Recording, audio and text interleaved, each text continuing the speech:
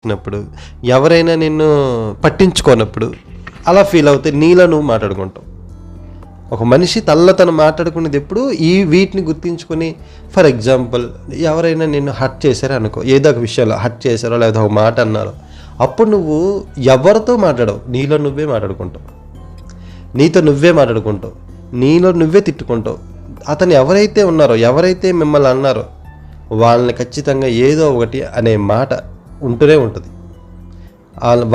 వాళ్ళ గురించి మాట్లాడకుండా క్షణం కూడా మీరు ఉండలేరు.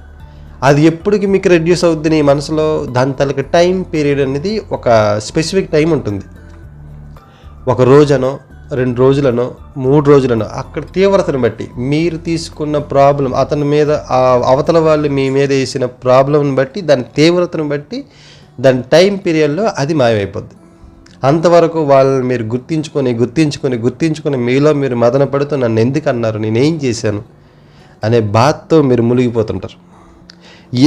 కానీ అసలైన విషయం ఏంటంటే, మనిషి తెలుసుకున్న అసలు విషయం ఏంటంటే అటువంటిది ఏమీ లేదు. ముందు మిమ్మల్ని అన్నారా?